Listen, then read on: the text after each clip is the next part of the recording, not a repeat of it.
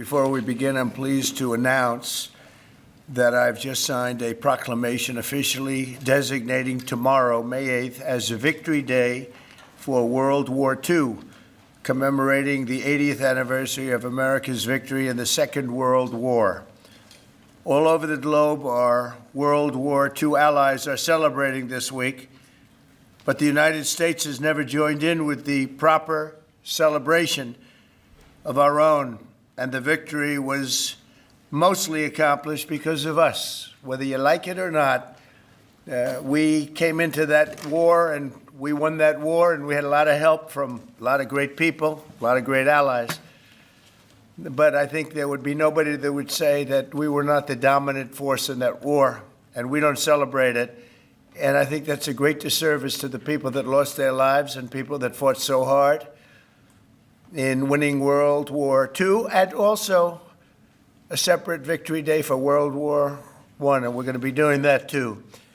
It was American tanks and ships and trucks and airplanes and service members that vanquished the enemy 80 years ago this week. Without America, the liberation would never have happened. And so we have to pay tribute and homage to those people that gave us victory. And we did something else that people don't talk about. We rebuilt the world. All of these countries that were destroyed, we helped them rebuild. And that's something that, for the most part, others did not do. So with this proclamation, we are hereby honoring the incredible sacrifice and heroism of millions of Americans who served in World War II, along with the unprecedented mobilization, home front that helped deliver this great triumph. All Americans should take pride in what these incredible patriots have achieved. So I just want to say happy Victory Day to all. So we are celebrating every year now. I can guarantee for 4 years, but I think after that we're going to have 2 Victory Days, World War I and World War II. This is World War II Victory Day. In the future, we're going to have a major celebration of each day. We're not going to have days off because we don't have enough days in the year. We have too many celebrations already. But we're going to have Victory Day and for World War I, World War II. And without us, those wars would not have been won. I think we can say that, would not have been won. And I think it's time that the United States starts taking credit for their achievements. And I really believe it's a shame. You know, I was watching for the last week, and I noticed France, I noticed other countries all getting ready for Victory Day. And I said, that's sort of strange, because David just added something. He said, we also rebuilt the world. And I didn't have that, and I should have that. That was a big factor. But I noticed all of the countries, Russia, having a big day tomorrow. And by the way, they lost millions of people, and they were absolutely a major factor. But there was no major factor like us. We won the war, and we won it with the help of others. But everybody was celebrating but the United States of America. And I said, you know, I think it's time that we start celebrating victory. And that's what we're doing. So now for the reason that we're here, but I asked David, would it be appropriate if I did that? He said, absolutely. That's a big thing that we're doing on your swearing in, very big thing. But now for the real reason, and a reason that I'm very proud of because he's been my friend for a long time. We're swearing in our next ambassador to the People's Republic of China. What timing, David, what timing? Only you could have picked this timing. It's your fault. I picked him a long time ago, but it just happened to come due on a pretty important date. But our friend David Perdue, Senator David Perdue, joining David this afternoon are his incredible wife Bonnie, who's been at his side for a long time, their sons David and Blake, their daughter-in-law Danielle and daughter-in-law Charlotte, and their grandsons David, Hudson, and Jack. That's a beautiful family. Congratulations. I didn't think you had it in you, David. That's really something. That's pretty amazing. Look at that. Our new ambassador brings to this position a lifetime of experience at the highest levels of business and politics, and he is at the highest level. Over 4 decades in business, he rose to lead several major American corporations, including as the president and CEO of the footwear giant Reebok, where he did very well. He did a great job.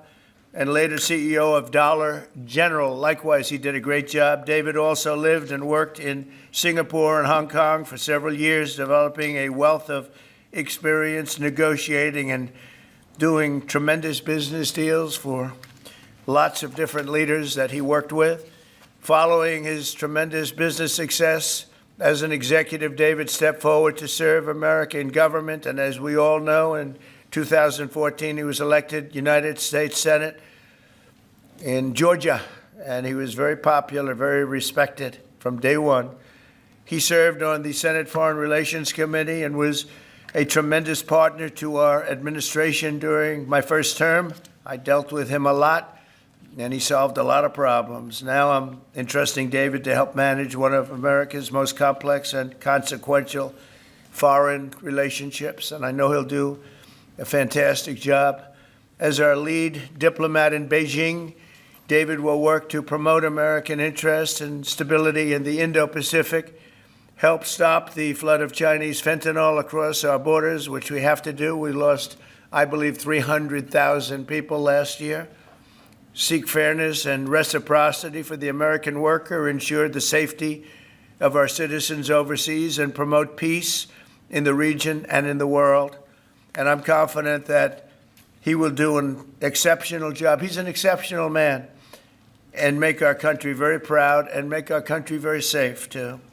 So, David, I want to congratulate you. This is as big as it gets, and the timing is unbelievable, but it's time that we have somebody like this. This is a very, very extraordinary man, and you're going to do a fantastic job.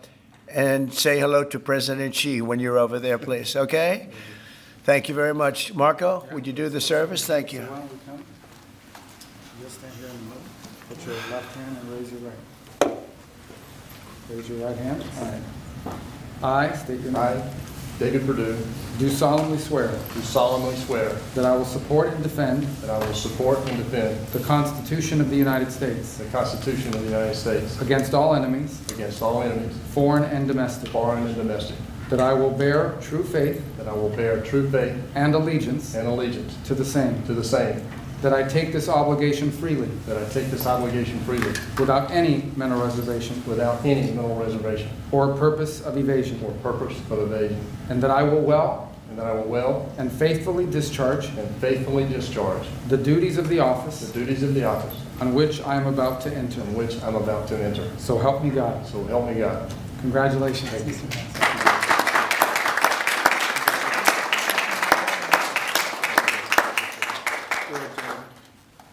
David, would you like to say something? Mr. President, I'm humbled to be in this office today. I love what you've done with this office. I like the Declaration of Independence. I want the world to know that I know this man personally. He loves this country, and I am glad to be your man in China. Thank you. Thank you, David. I think just for the sake of formality, here we go, David. Come on up. Come on up here, Bonnie. That's what it's all about, right? And now we send you on your way. Lots of luck. Yes, sir. We're right behind you, David. Look forward to seeing you over there, sir. Okay, have a good time. God bless Thank you. Congratulations, everybody. Congratulations. Any questions, please? Mr. President, the Treasury Secretary just told lawmakers that a tariff exemption for certain baby items like car seats is under consideration. Will you exempt some products that families rely I on? don't know. I'll think about it. I don't know. I really don't. I want to make it nice and simple. I'm not looking to have so many exemptions that nobody knows what's doing. We have to make it very simple, but I'll take a look at it. Yep. Please. Mr. President, there are rumblings in Washington that some House Republican moderates are opposed to defunding Planned Parenthood in this year's reconciliation package. What do you say to those members, and are you supportive of? Well, I don't know yet. I have to see because you're just telling me that for the first time. we'll work something out. Mr. President, what are you hoping your representatives will get out of the talks in Switzerland on China? And secondly, what does China need to do on fentanyl specifically? What do you want to see them do? Well, they have to stop fentanyl from coming in. That'll be a very big part. And I had that understanding with President Xi before I left last time, and we had a deal, and he would have honored the deal. But when Biden came in, of course, nothing ever happened with him. He didn't know what the hell he was doing. But that would have saved a lot of lives. That election cost us a lot of lives and a lot of heartache. The fact that we went through 4 years of misery, and you look at what's coming through the border, and the job of getting murderers out of our country. So many bad things happened. The wars. You wouldn't have October 7th. You wouldn't have Russia fighting with Ukraine. You wouldn't have had that disaster in Afghanistan. You wouldn't have had inflation. All these things would have not taken place. So sad to see what happened. Any other questions? Are your administration sending migrants to Libya? I don't know. You'll have to ask Homeland Security, please. Would you support Vice President sending Vance migrants said to Russia Libya? was asking for too much to end the war. Given that, do you still have confidence that... When did he say that? Earlier this morning. Well, it's possible that's right. He may know some things that, because I've been dealing with this and some other things, but we are getting to a point where some decisions are going to have to be made. I'm not happy about it. Okay. Just talks on the talks in Switzerland. What do you expect? What do you hope to come out of We'll those? see. I mean, look, it's we were losing $1 trillion a year. Now we're not losing anything. You know, that's the way I look at it. We were losing with China on trade $1 trillion a year, more actually, 1.1. But let's say $1 trillion. You know what we're losing now? Nothing. That's not bad. Are you Are you planning a new ceasefire and hostage deal proposal for Israel and Hamas before you head over to the region next week? Where? In Gaza. In Gaza. Well, we're going to see what's happening. There's a lot of talk going on about Gaza right now. You know that, right? So you'll be knowing probably in the next 24 hours. Are you taking diplomatic actions between the war in India and Pakistan? What's your position? Oh, it's so terrible. My position is I get along with both. I know both very well, and I want to see them work it out. I want to see them stop. And hopefully they can stop now. They've gone tit for tat, so hopefully they can stop now. But I know both. We get along with both countries very well, good relationships with both, and I want to see it stop. And if I can do anything to help, I will be there. You know, by the way, unrelated, but I guess it's all related when you look at the world nowadays. Rwanda and the Congo, we've made a lot of progress in getting that disaster stopped. We've had a very talented person over there, and we've made a lot of progress with Rwanda and Congo fighting a very violent war, by the way. China says in order to have substantive negotiations, you have to bring down your 145% tariffs. Are you open to pulling back your tariffs in order to get China to the negotiating table? No. Mr. President, Senator Tillis has come out against Ed Martin as U.S. Attorney. Do you have any response to that? Well, it's disappointing because, you know, I know Eddie's very talented. Crime is down in Washington, D.C. Street crime, violent crime by 25%. And people have seen, they've noticed a big difference. So I didn't know that. But if anybody voted against him, I feel very badly about it, only in the sense that in this short period of time that he's been there, crime is down 25% in Washington, D.C. But that's really up to the senators. If they, feel that way, they have to vote the way they vote. They have to follow their heart, and they have to follow their mind. Mr. President, when you are referring to the Persian Gulf as the Arabian Gulf, are you going to make that announcement on your part? They're going to ask me about that when I get there, and I'll have to make a decision. So you haven't made a decision yet? I don't want to hurt anybody's feelings. I don't know if feelings are going to be hurt. Why have a case right over here? It's called Gulf of America. And I guess a lot of people get ideas from us. But the Gulf of America was something I thought should have been named a long time ago. I'm going to be given a briefing on that. It was just done. And I'll make a decision. Is it the U.S. position that Iran can have an enrichment program as long as it doesn't reach a weapons? We haven't made that decision yet. We will, but we haven't made that decision yet. Yeah. China said the U.S. initiated the trade talks this weekend and that its position hasn't changed. Are you still confident you can reach a deal with China? They said we initiated? Well, I think they ought to go back and study their files, okay? I do think that. Go ahead, what do you? Are you planning to ease chip export restrictions to some of these Gulf countries and then also make announcements regarding? We might be doing that, yeah. And their nuclear programs, civilian nuclear And programs? it'll be announced soon.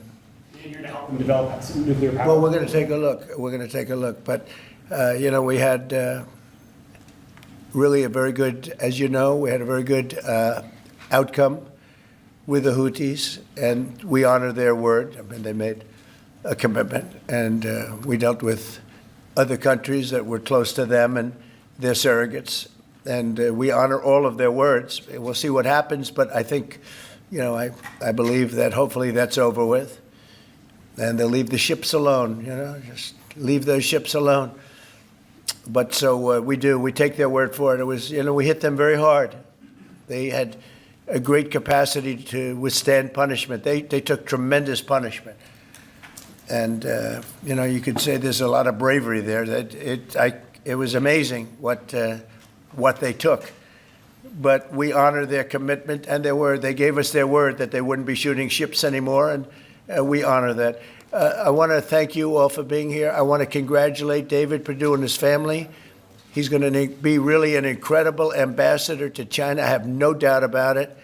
And we're going to work together very closely. Thank you all very much. Thank you.